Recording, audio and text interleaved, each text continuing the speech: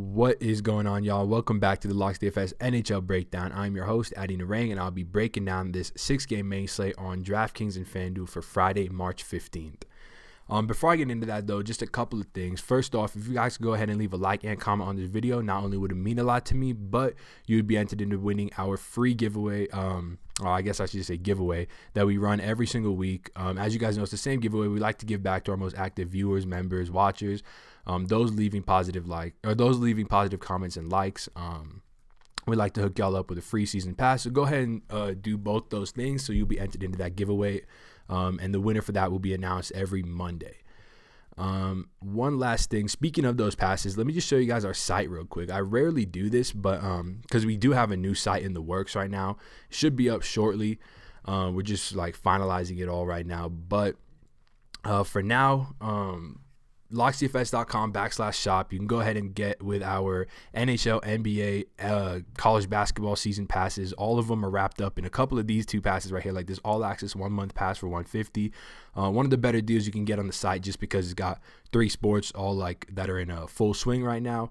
As well, if you want to just try us out for a week, you can go ahead and try out the all access weekly pass. And that comes with my sports bets as well and Christian post sports bets as well. So you can go ahead and check that out. But with that all being said, let's get into this slate. It's a 6-game slate. It's kind of like my favorite slate size, 6 to 8 games. And we got a lot of offensive options to talk about. A lot of bad defensive teams and a lot of real good offenses. So it should be a fun slate. So let's get started with the high price center range. Starting at the top, we have Nathan MacKinnon at 7.6K.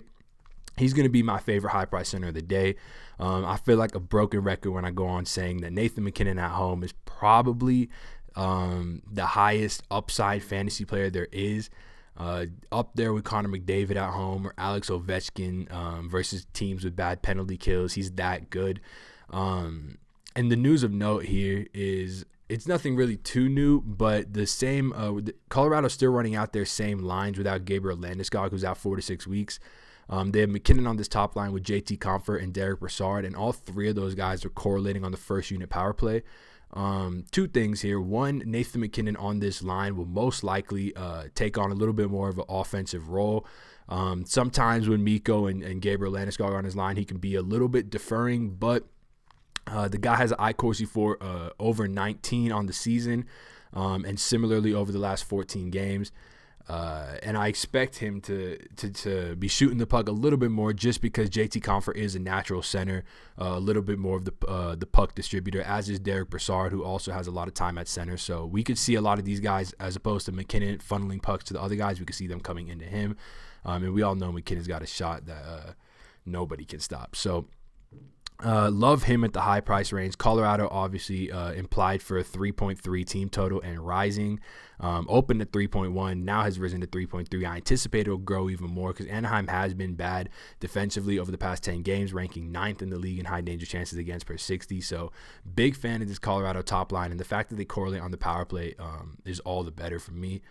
And then coming down a little bit as a value center, a guy that I'm going to talk about as long as he's continued to be priced in this range is Nazem Kadri at 4.5K. The big thing with Nazem Kadri is if I just go to natural stat trick and filter by iCorsi 4 per 60, we see that Nazem Kadri, because Toronto runs this sort of 3 center lineup where Austin Matthews centers the first, or John Tavares centers the first line, Austin Matthews the second, Nazem Kadri the third. But as far as their underlying numbers go, they're actually quite similar. iCorsi 4 per 60 wise, Austin Matthews leads the team. Kadri is second and Tavares is third. Individual high danger chances 4 per 60. Tavares is first. Kadri is second. Austin Matthews is third. So Kadri's a guy that does put the puck on the net. He shoots the puck a ton in his third line role, and they haven't used him as a shutdown center this year, so he's not going to be matched up against the top line for the opposing team. He'll just sort of be able to skate against the depth lines, like the third and fourth line of the opposing team, which is definitely a spot we want to take advantage of because the depth lines of Philadelphia are quite weak despite them being decent at 5v5 defense. But that's mainly reflected in Toronto's team total. As we can see, Toronto opened at 3.8. They've risen to 3.9 on the team total. The money line has risen from -180 to -210.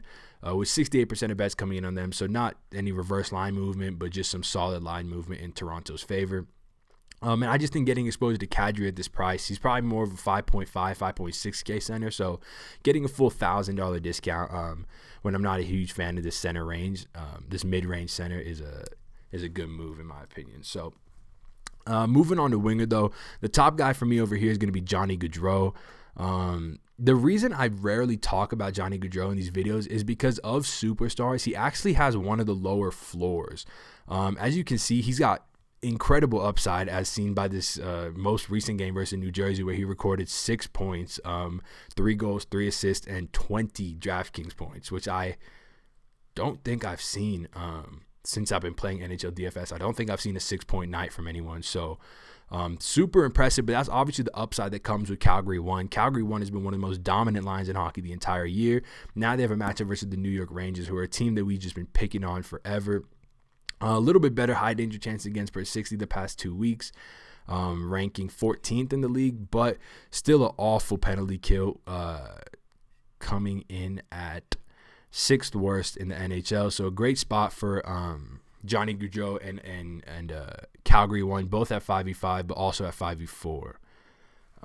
Coming down a bit though, there's a ton of value in this wing position, but in this sort of like 3.7K and down. And the two guys I want to talk about are actually both in a very similar spot. We have William Nylander and Patrick Marleau, both on Toronto. I touched a bit about Toronto overall, how they have a good matchup versus Philadelphia, 3.9 team total. And then specifically, Patrick Marleau got the bump to the John Tavares line, skating with John Tavares and Mitch Marner. He shoots the puck quite a bit as well with the iCorsi 4/60 over 14.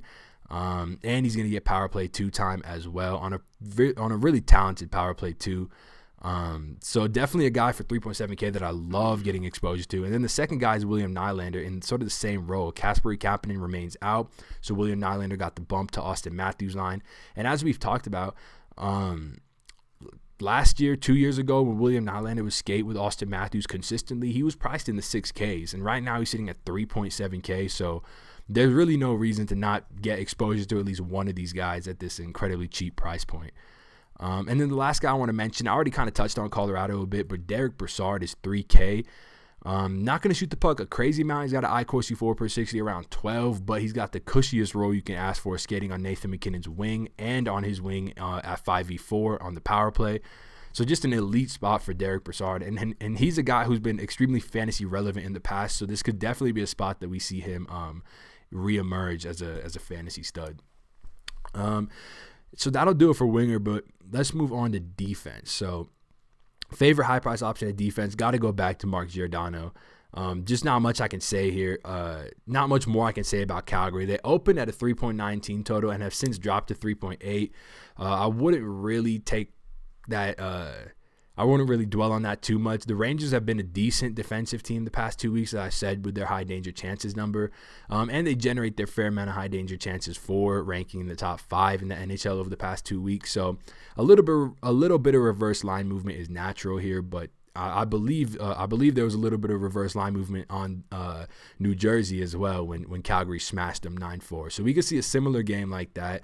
And I think getting exposure to Giordano, I mean, he's got an iCorsi 4/60 over 15. He's going to skate 25 minutes. He's going to be on the power play 1. He's going to be out there a ton, shooting the puck a ton, blocking a ton of shots in an up and down game. So really, really like him as my high-priced defenseman.